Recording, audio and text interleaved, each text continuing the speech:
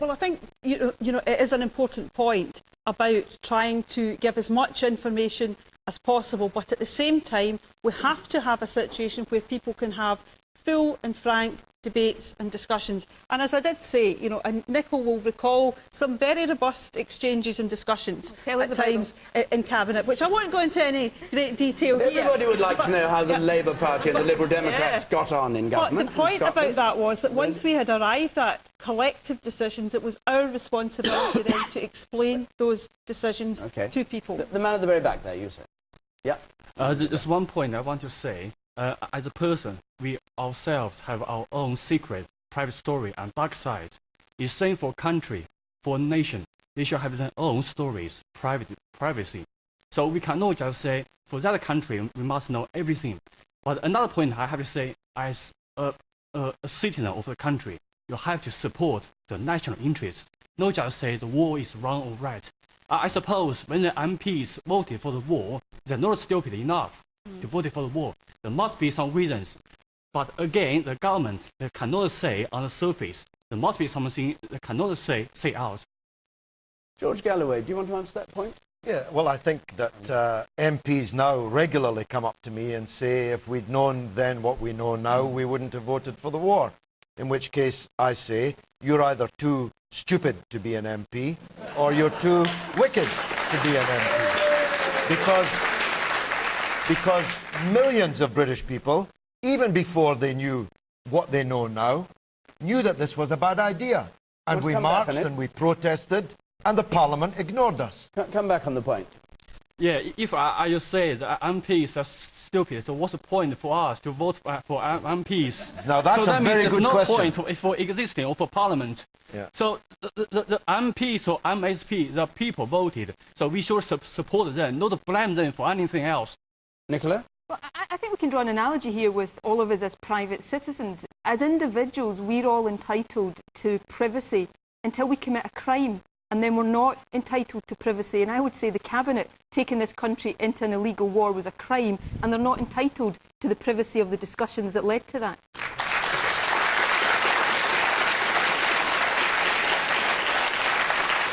Last point from you, sir. Surely the Blair government, if they've got nothing to hide, they've got nothing to worry about. But they've got everything to hide. Well, that's the point. We'll see how it turns out. I want to go on to another question. Just before I do, we're going to be in Manchester next week, and we're in London the week after that. Now, if you want to come to listen, take part in debate those recordings, 0871 626 9988 is the number to go to, or as ever, you can go to the Question Time website on the BBC's series of websites.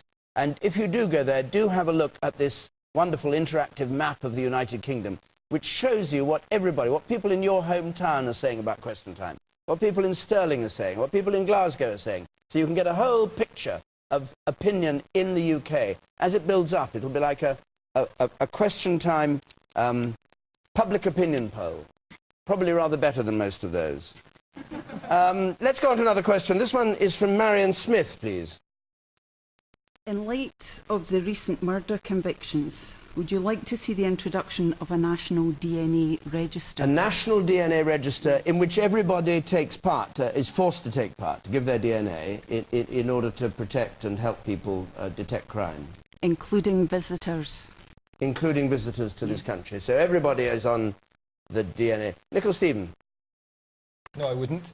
And the reason for that is to do with the issues around civil liberties and human rights. These are very difficult issues. When civil liberties come up against crime prevention, and some of these crimes are very serious, very, very serious indeed. But I don't believe in a culture and a society where at birth everybody has their DNA taken and it is kept there throughout their lives. I don't even think our government believes in that. We've got a database at the moment of 4.5 million names, the largest such DNA database in the world in proportionate terms. Can it be used against people? Is that why you're against it? I mean, what's your problem with it? Well, for example, you can be asked whether your name is on it, and you've got to give a truthful answer to that. And just in the same way as back in the 1980s, when people used to be asked if they had had an AIDS test, and that affected the rest of their life. There can be a similar consequence if your DNA has been taken. Some might argue that's an argument in favour of everybody having their DNA taken. I take a different view.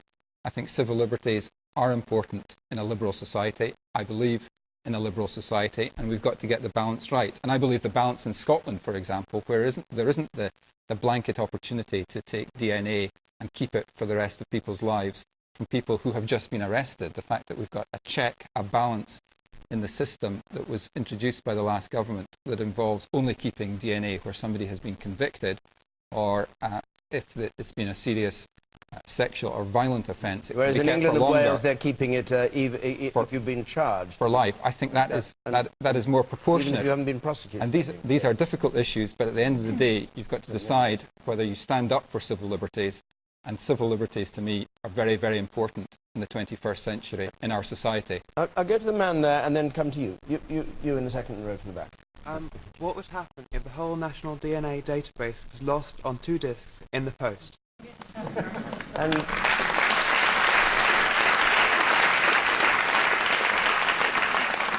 what would happen?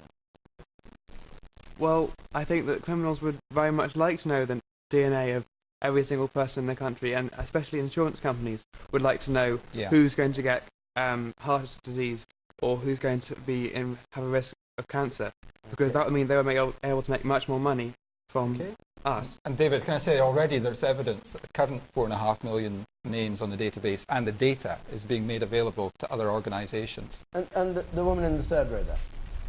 That's you, yes. Yes. What about the human rights of the victims, though? What about the human rights of the victims? All right, Annabel Goldie. I mean, it is a very sensitive issue, and I still like to think we live within the United Kingdom in a society where there's still a presumption of innocence, because that means that all of us are entitled to be adjudged to be lawful citizens, not breaking the law, be innocent, going about our own business without fear of interference or intervention by the state. Now, you know, Big Brother State is not some Orwellian myth. Big Brother State could be nearer to us than we think. And I have the same reserve about a national DNA register as I do about identity cards. I just do not like the idea that your status as a citizen shifts on to a computer chip or shifts on to some micro piece of technology. And it does worry me. I'm siding here with Nicol. The other aspect that does concern me, David, is, and the gentleman in the audience who raised the possibility of lost data and disks, obviously perfectly foreseeable. But the other aspect which does worry me is sensitive, highly individual information like that is, of course, in danger of being used erroneously, as a result of confusion. It could be used as a result of malign intent. And I think that is deeply concerning. And that actually would be just as great a disservice to victims. So what about these 4.5 million people that already have their DNA on record? Should they be taken off and given freedom to remove their records? The situation in Scotland is different, as Nicholas No, I know, we're talking about the United Kingdom here. Yes, but the situation in Scotland at the moment I know, but we're talking about the United Kingdom. Yeah, but I'm drawing the comparison, Well, can David. you comment on the UK position? Because he said 4.5 million people, which is the accurate figure, in the United Kingdom are on DNA records. That is out of 60 million people, something like that, 4.5 million people. Well, they're there because that's a law. That's partly what the law of England and Wales has achieved. I am much happier with the provision we've got in Scotland, David, which is that only if a suspect is convicted will the DNA be... And do you think then it's fair to keep Absolutely, the DNA? yes. Oh, yes, if a suspect is Even convicted, if it's used for medical purposes by the insurance Well, I companies think and if all a that? suspect is convicted of a crime, it is entirely proper the DNA is retained on file. I don't think anyone can question the, However minor the crime. the legitimacy of However that. minor the crime. Well, normally DNA will not be procured from a suspect, David, unless it has been germane to the criminal charge against the individual. You, sir. Is it not better if the database is kept on a local record than national records?